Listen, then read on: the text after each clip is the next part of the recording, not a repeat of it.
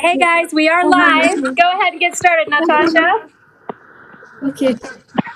Welcome back to this Facebook Live. My name is Natasha. Thank you so much for joining us today. We're really happy to see you.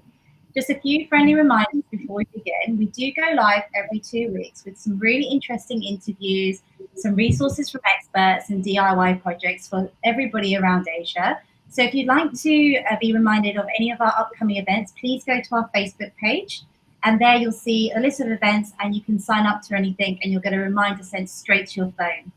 And also, we do have a weekly newsletter that goes out across all our regions in Asia, Hong Kong, Singapore, Kuala Lumpur, and beyond. They are jam-packed with lots of useful information. They keep you in the know and on the go. So if you are interested in signing up, please click on the link in the description. And lastly, we are live. So if you've got any questions for EtonHouse, please do send them our way. Comments, feedback, anything. We'll be happy to help you. So let's begin.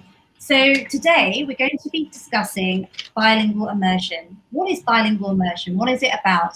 What are the benefits and what are the key factors of it? Is it a good thing for some early years students? As more people are becoming virtually connected, the need for our kids to be global citizens becomes more essential than ever.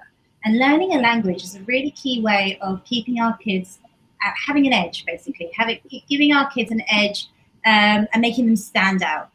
So at the same time, it also delivers a myriad of benefits, such as improving memory, boosting brain power, and improving overall academic performance. Now, EtonHouse International Schools and Preschools actually offer a through-train bilingual pathway in the early years and beyond. And in fact, they were one of the first in Singapore to offer a bilingual immersion program in the primary years. And today we're going to be discussing their approach and what to consider as parents. So Little Steps is very happy to introduce Rene. Rene Sim. Welcome, Rene. Hi, everyone. I'm Rene. Hi, great to see you today. I'm just going to give you a short, quick introduction about what you do at EtonHouse, and then we can start our interview. So Rene started at EtonHouse Singapore in May 2018 as a curriculum manager and became a senior curriculum manager in January 2020. She is an experienced early childhood practitioner with a demonstrated history of working in education management. So Rene, could you tell us a little bit about yourself, please? Sure. Thank you, Natasha. So I've been a teacher and a principal, and now I'm very fortunate. I'm leading the pedagogy team in EtonHouse. So education and child development are the two main passions in my life. And I believe that, children learn best in an environment where they have secure relationships with caring and responsive adults, and where they feel safe, free to explore, and they can express themselves in multiple ways. Okay, brilliant. So what excites you about a bilingual immersion curriculum? What's the most exciting thing about it for you?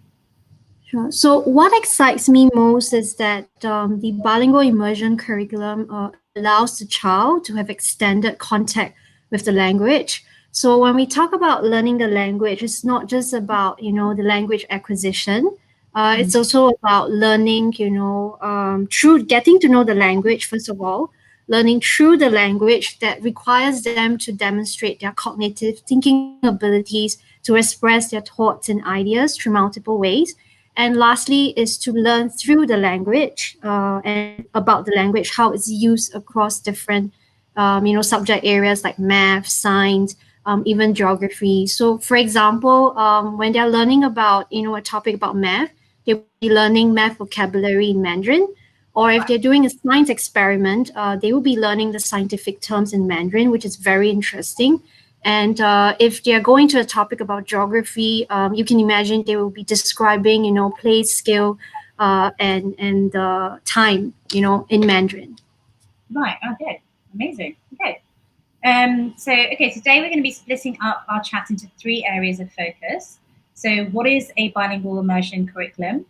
Then we'll look at how should parents choose an immersion program, and then how effective is it? So starting off, we want to learn a little bit more about the bilingual immersion program. Can you explain the main features of the curriculum for me? Sure. So for the bilingual immersion curriculum, there are three main features. First of all, is a language-rich environment. So a language-rich environment consists of both the visual and the audio component. So the audio component comes from the adult, being the teachers modeling the language, and the teachers has to be highly skilled in this language. They have to be native speakers, and they also have to understand a bit on child development, how the children learn to be able for this program to be effective. The second component is the physical environment. So in a bilingual immersion program, the physical environment consists of a lot of cultural element and language visuals that would stimulate a child through the environment to pick up this language effectively. So that's the first main feature. The second main feature is an emphasis on cultural immersion. So for us, we combine Chinese culture with language teaching. So the language is not taught just through rote memory, but we combine it with celebration of traditional festivals, Chinese poetry, painting, calligraphy, these sort of cultural elements to excite the children. Um, and because these things are the cultural elements of this language is interesting, and it can be learned through stories, through songs. So it requires the child to put in a lot of sensory inputs, and it heightens their interest to want to learn this language because they want to know more about these culture. The third feature that's unique to us is we teach this language through the inquiry-based approach that's unique to EtonHouse. So they don't just, like what I mentioned earlier, children don't learn the language through rote learning. They use the language across the units of inquiry within the PYP framework. And the standards of our program are based on incorporating the language acquisition framework together with the inquiry-based approach. So there's a lot of active discussion, reflection. The teachers look into tapping into children's prior knowledge of topics and building on their knowledge, skills, and disposition. Okay. So that's the main three features. Yeah, main three features. Okay, really interesting. So because there's a lot of other programs out there in Singapore. So what sets your program apart? How is it different from the other international schools? Sure, I can talk a bit more about that. So, what sets us apart is that our teachers are expected to do differentiated instructions. What our teachers do is they continually assess and differentiate instruction to benefit each individual learner. Because although there is expectation of where their understanding needs to be when it comes to the language acquisition for Mandarin, but we need to look into the unique needs and learning styles of individual children as well. So that's something that's unique to us. So an example in a real life classroom scenario is when, let's say, if they're inquiring on a topic that has a lot of tricky biological vocabulary terms, it's not possible. It's not going to be a case where the teacher is just going to do a direct translation of the biological terms in Mandarin. But what our teachers do is we look into simplifying it and we contextualize the vocabulary to make it easy for the children to understand so that they can use it. Because if it becomes too hard, too jargon, it's very difficult for the children to comprehend. When I say simplify it, we're not trying to simplify the content to make it easy for children, but to make it contextual so that it's applicable for them. So that's one example. That really makes sense. Yes. And the other thing that's unique to us, which sets us apart, is that when we talk about Mandarin learning, we see it as a living language. It's a life skill. It's a way to communicate, to connect with people and to understand a different culture. Because we're talking about native and non-native speakers of the language. So we encourage the usage of Mandarin in many ways, rather than just seeing as a school subject. Because we don't want the children to see the Mandarin teacher's role as to delivering something that's boring and difficult. So our teachers are very enthusiastic. They make learning fun. And like what I said earlier, Mandarin language skills also integrates with cultural experiences because we want to lay a good foundation, a bilingual and a bicultural foundation for the children. So apart from in-class learning experiences, they are given opportunities to participate in cultural performances, competition, and also to practice the language in the real world. So our goal is for the children to view Mandarin as something to be enjoyed and not something to be taught. Yeah, that's most important. Very important to keep them interested and involved, definitely. So there are many different types of curriculum in Mandarin being offered. What are the main differences between them? So we believe that so for different types of curriculum offered in EtonHouse, for our earliest program, we have the bilingual program as well as the Mandarin immersion program across our different preschools. And for our primary and above program, we have the mainstream program with Mandarin being offered as a second language and the bilingual immersion program. So this gives families the option to choose the best track that's suited for them. Um, in terms of the progressive learning of the Mandarin structured across this different program for our early years, because we see the age 3 to 6 being the formative years for learning a new language, so it's focused on building the interest and the foundation for the language. So there's a lot of listening, speaking, reading involved in the daily experiences.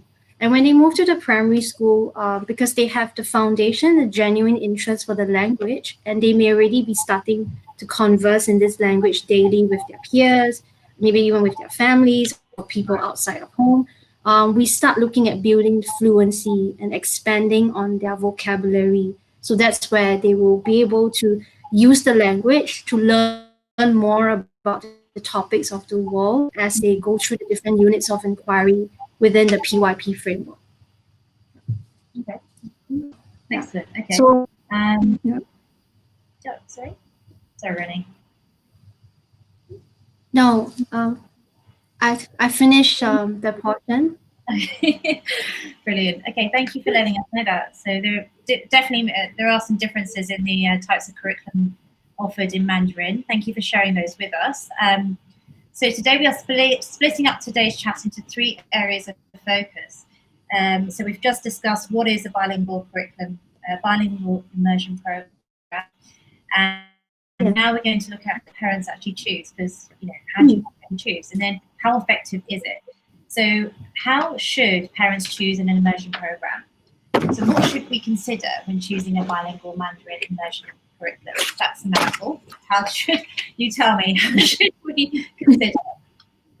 That's actually a very good question, because now that I'm a parent myself, I believe all parents want a head start for their child. So I think the most immediate question that we need to ask ourselves as parents is, what is the long-term goal for my child? So do I want to develop a genuine interest, my child to develop a genuine interest in the language, or do I want to develop a deep appreciation and understanding of the language and culture for my child? So these are important questions to think about. And the other thing to consider is that when you're choosing a immersion track for your child, it's important for the program to have continuity, not just in school, but at home as well. So something to consider is this a journey you want to go through with your child? Because at the end of the day, language is a life skill. And I said earlier, Mandarin is a living language. So you have to use it, otherwise you will lose it. So it's about whether you can create that kind of environment at home for your child, or if you can't, what are some of the areas that you can tap into your community or your extended family to be able to provide the environment for your child to practice it. So that would be the main considerations. And another consideration when it comes to choosing a program for a child is to look into whether the school takes on a flexible approach, because like I said earlier, we don't want Mandarin to be a rote learning sort of approach for a child, because the content becomes boring and the process is not something to be enjoyed by the child. So it's an important question to consider when they're looking for a program.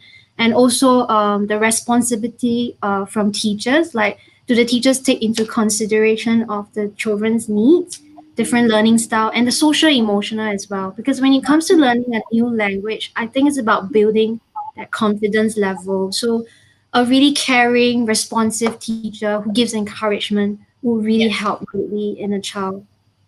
Definitely, definitely. Spot on. I really like your answers there.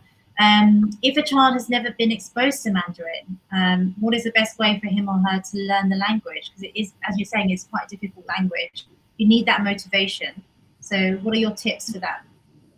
So, exposure would definitely be the key to help the child to learn the language. I think it can be very scary for a child, even for adults. You know, if it's a Yeah, language that we don't know and we're put in a situation where we have to hear these people talking in something that we don't understand, it can be a very scary feeling. So, my suggestion would be is to at least introduce some form of exposure. So, I know for families who speak this language, it will be easy. It's just a matter of getting used to. But for families who do not and cannot, there are actually many other opportunities for you to introduce that language in a home environment, and you have to start from a home environment because that's where that's the comfort space of a child. So for example, in Singapore, we're very fortunate. We have a lot of radio station who has bilingual programs in the morning. That's one way you can just play the radio station at home, keep the modeling of the language on the background for the child to be exposed to. Another way is technology is so advanced now, so there's actually a lot of really good audio books out there. One example is Little Fox Chinese. yes, Yeah, and it's the system is actually the interface is actually in English, so it's possible for parents who do not understand Mandarin to navigate the interface. And these stories are engaging. They are short. You can watch it with the video, or you can just play the audio clip. So it can be done on the go when you're traveling to the shopping mall or taking your child to the park, or it could yeah. be a routine that you build at home, for story time using these audio books online. Yeah, I really, really enjoy. We use Little Fox at home actually, and the kids really enjoy that. So I'm really happy you touched on that today. So should parents look for extracurricular activities to help them immerse in the new language, like any other things apart from coming to school, like after school activities or anything else that you would suggest? Yes. So if you're not able to provide the language environment at home, I would highly suggest that it would be helpful for your child to be engaged in extracurricular activities.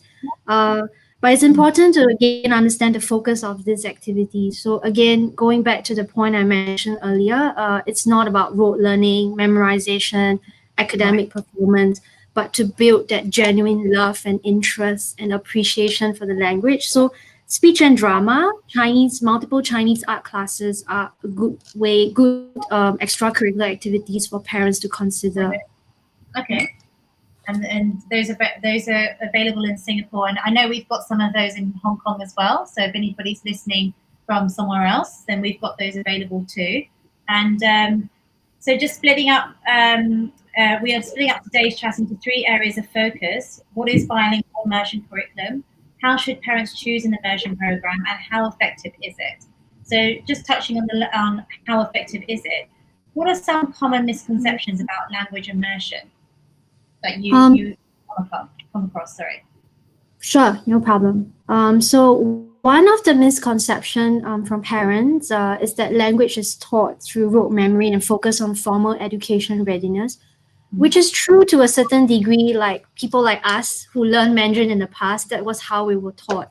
So I guess the misconception from parents probably came from the nature of how they experienced learning this language back in their formal school days. But Right. now that has changed significantly over the years. Yeah. So another misconception is that they believe that children need to memorize thousands of Chinese characters to be able to master the language. Again, we're talking about language learning here. So if it's done through rote memory and it's not put to use, it's not contextualized, then it's not applicable. So that's something, it's a misconception of parents. And I agree that when it comes to learning Mandarin, it's a very different system, pedagogy system compared to English. Because for English, you can learn phonics to help you to decode how to read the words. But for Mandarin, there's a systematic order of you have to start with the oral language, and then you have to learn the strokes, and then you move on to learning the radicals, basic characters, and then learning the simple words and putting them into sentences. But that being said, there's no need for rote memory. there's no need for the children to memorize the strokes. How it's done is that as the children begin to learn the oral language, the emphasis is always on the oral language because the oral language can be put into daily conversations. It can be used to help them to communicate, to make themselves being understood by another person. And as they learn the different strokes and the characters, even as the character becomes more complex, it will come on naturally. It's not Right. something that they need to memorize, by heart to be able to know the character. And the expectation is also not about children using bombastic vocabulary in their daily conversation. I know there's an expectation of it's very nice when you use a lot of idioms in writing composition, but again, it's about learning how to use these words with understanding, because when you're writing a piece, you're expressing your thoughts and your ideas. If the child does not understand what the word means or is not able to contextualize it, it's very rarely that the child will be able to apply that into his or her writing. Yeah. Right. Exactly. Okay. So, okay, good to know. So, how effective has the Chinese immersion program been at EtonHouse? How effective? Sure, I can talk a bit more about that. So, the Chinese immersion program, we've received a lot of feedback and testimonial from parents that it has definitely boosted their child's confidence in using the language. Right. And they quote examples like how they seen their child speaking to, taxi drivers, because some the parents don't speak the language, and sometimes when it comes to certain landmarks in Singapore, it can be hard to get the word right. So that's Right. where the child comes into the picture and starts helping the parent to resolve the miscommunication. So that Right. was something that stood out, and it has actually it shows us that our program is effective because the child is confident and the child is able to actually use this language to solve everyday problems. Right. And another area is that our children are highly driven by their interests in Mandarin, not just in conversation and in academic readiness, but they are also equipped with the skills to participate in, competition organized by Cresta. And last year, we also had a group of preschoolers, 5 to 6 years old. They participate in performance organized by the Singapore Youth Opera Showcase by the Singapore Chinese Cultural Center. So that Amazing. was yes, that Lovely. was quite amazing. Yeah. Was that singing or was it acting? What kind of performance was it? Do you know? It was both. It's a combination of singing and acting, and they were acting the story, this Chinese folktale, Journey to the West. Yeah, so it's Nice. a very popular folktale that the children loved. Yeah. Nice. Well, congratulations. It sounds amazing. Thank Um, you. so that we've come to the end of the interview. However, I just wanted to check in to see if any of our viewers has any questions at all for EtonHouse. Just 1 second. Just let me see. Unless you wanted to add anything else, Rene, as well. Oh, I've got a question here. Do you have any other languages apart from Mandarin that are taught? So we do have Japanese Oh, being offered in some of our schools as well. Yeah, because we have a huge Japanese community. Yeah, okay. and we have And Tamil as well and amazing. Spanish. Okay. And Spanish as well. Brilliant. And are they taught all those languages taught at a primary level, or do you offer them at secondary, or how does that work? It's from early years to primary. Okay. Yeah. And when is your next open house? And is this program discussed there? Our next open house will be in September to October. Yeah, and we will share more details on our website and social media pages. And we'll probably share it on Little Steps as well. So we'll be helping you promote. Definitely. No problem. Answer that. I didn't know what your open house is. And actually, we've had a few questions other questions come in, if you don't mind. Sure. Fidelis Lee, what is a good age to start learning a language, in your opinion? Which Um, age? I, I Preschool. would think at the age of 3 would be a good start, which is why our immersion program actually starts from the age of 3. Right, okay. Yeah. I've got a 3-year-old at home. I'll start teaching the 3-year-old. Brilliant. Okay.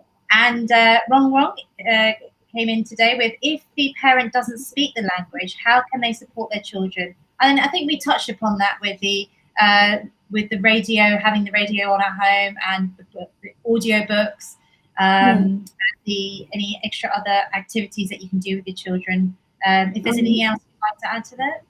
Yeah. So some of the advice that I've given parents in EtonHouse is, if they're up for the challenge, they could watch maybe their favorite child's Disney movie fully dubbed in Mandarin. Yeah, it will be interesting. Or even playing the song, because like some of the songs, like in Frozen, they have sang it in Mandarin before. Yeah. So it was quite an interesting experience for some of the parents who tried that.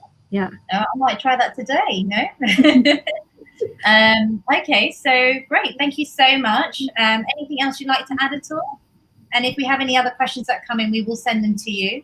But I think, just to great. Thank you so much for your time today. It's been amazing to talk about. It's great to understand about your bilingual immersion program. It sounds fantastic. Congratulations, and keep going. Just a quick reminder, please make sure to go to Little Steps. It's a go-to resource for families in Asia. Brilliant. Thank you.